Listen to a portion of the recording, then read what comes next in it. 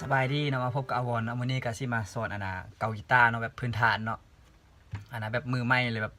ที่หัดเรียนเล่นใหม่เนาะมาเบิ่งคลิปนี้แล้วก็จะหูเก่าเลยเนาะสิแนะนำคอร์ดเนาะ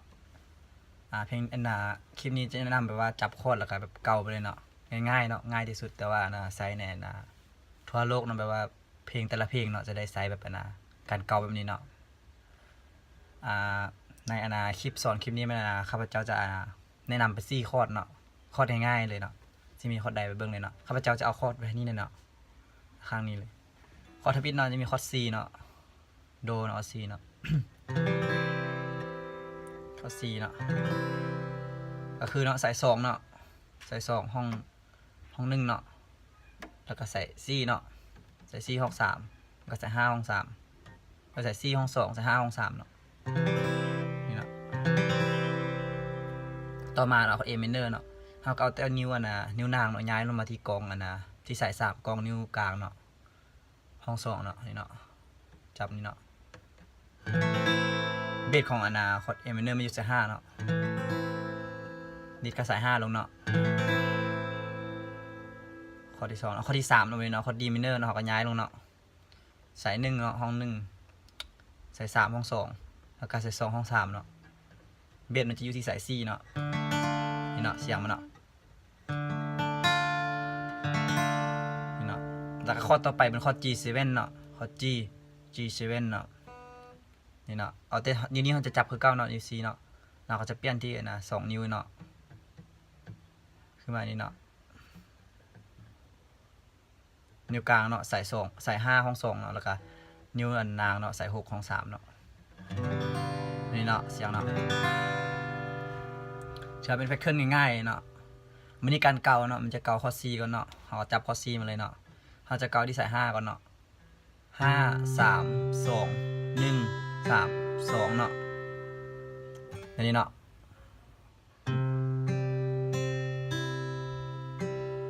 นี่เนาะจะลองเกาให้เบิ่งช้าๆเนาะ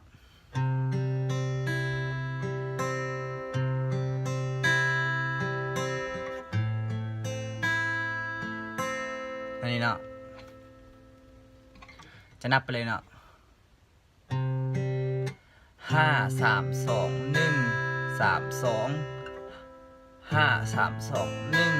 1 3 2แต่ละคอร์ดมันจะเก่า3 2 3 2 1แล้วก็3 2เนาะแล้วก็เขาเก่าเท่านึงเนาะอันนี้เนาะจะเปลี่ยนเป็นคอร์ด A minor เนาะ5 3 2 1นี่เนาะ5 3 2 1 3 2เราก็จะเปลี่ยนเป็นคอร์ด A minor เนาะแล้วก็5 3 2 1 3 2เนาะคือเก่าแต่ว่ามือเดียวนี้เนาะมือด้านนี้เนาะเดโปเขาจะลิ้นที่ประมาณที่สาย C ขึ้นไปเนาะ C สาย C เนาะ3สายอย่างถึงเนาะแล้วก็นิ้ว C เนาะนิ้ว C นิ้วกลางแล้วก็นิ้วนางจะลิ้นสาย3สายลุ่มเนาะจะปั่นกับไปนี่เนาะนิ้วโปจะลิ้นเบสเนาะแล้วนิ้ว3นิ้วทางลุ่มหมดจะลิ้นแบบเก่าเนาะ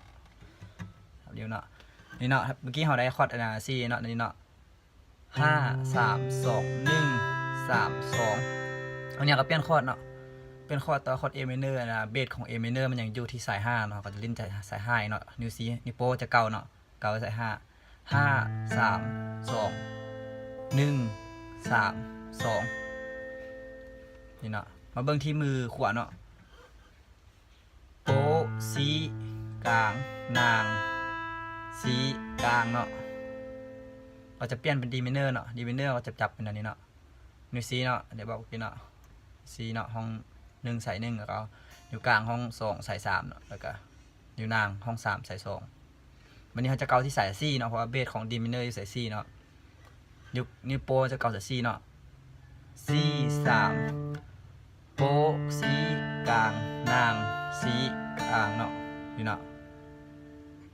โป้ C กลางนางC กลางเลยเนาะC กลางเนาะนี่เนาะแต่ละคอร์ดเขาจะเกาแบบว่าห้อง1เนาะแบบว่าเกาเท่านึงเนาะเกาแบบว่าเท่านึงเขาจะเปลี่ยนคอร์ดเลยเนาะนี่เนาะจับคอร์ด D minor กันเนาะ เราก็จะเปลี่ยนเป็น C7 เขาได้คอร์ด D minor เลยเนาะ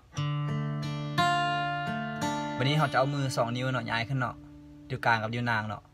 นิ้วกลางจะอยู่ที่สาย5นิ้วนางอยู่สาย6สาย5ห้อง2เนาะแล้วก็สาย6ห้อง3เนาะนางเนาะนิ้วก้อยจะประจับเนาะเสียงจะเร็วนี้เนาะเราก็จะเกาเนาะเกาที่สาย6เนาะ6 3 6 3 2 1 3 2อันนี้เนาะ6 3 2 1 3 2อันนี้เนาะเราก็จะลิ้นวนไปเนาะเพื่อว่าฝึกให้ตัวเองแบบคล่องเก่าเนาะแล้วก็แบบสมมุติว่ามีเพลงไหนแบบเก่าเนาะแบบว่าแบบเพลงซ่าๆซึ้งๆเนาะก็เอามาลิ้นได้เนาะเพราะมันแต่ละเพลงส่วนใหญ่จะเก่าแบบนี้เนาะสมมุติว่าบางเพลงมีแบบเปลี่ยนเก่าเปลี่ยนน้อยนึงเขาก็จะฮู้เนาะแปลว่าพอซ้อมมือเนาะแปลว่าถือแบบเอาไปเป็นแบบการซ้อมมือเนาะให้มันลึงเนาะข้าพเจ้าจะเก่าให้เบิ่งซ่าๆเนาะแล้วก็ซ้อมแบบเรียนเก่าไปพร้อมกันเลยเนาะ5 3 2 1 3 2เนาะแล้วก็5 3 2 1 3 2แล้วก็ต่อมาก็เป็น C เนาะ C 3 2 1 3 2 6 3 2 1 3 2เนาะ5 3 2 1 3 2 5 3 2 1 3 2 4 3 2 1 3 2 6 3 2 1 3 2ตัวข้อ4เนาะหากก็ซ้อมให้มันลึงเนาะซ้อมจนมันลึงพอละเชื่อว่าไผที่เรียนใหม่ก็เท่าเบิ่งได้เนาะถ้าไผที่แบบเรียนเป็นแล้วก็บ่ต้องเบิ่งนะเนาะบ่จำเป็นเนาะถือว่าเอาไปซ้อมกันได้เนาะคลิปนี้ถือว่าสิมีเท่านี้เนาะสำหรับไผที่มือใหม่เนาะก็อย่าลืมเนาะเอาไปซ้อมไปเรียนเนาะมันซ้อมมันลิ้นโดนไปมันก็จะเก่งเนาะลิ้นเครื่องดนตรีเนาะคลิปนี้ก็สิมีเท่านี้เนาะขอบใจ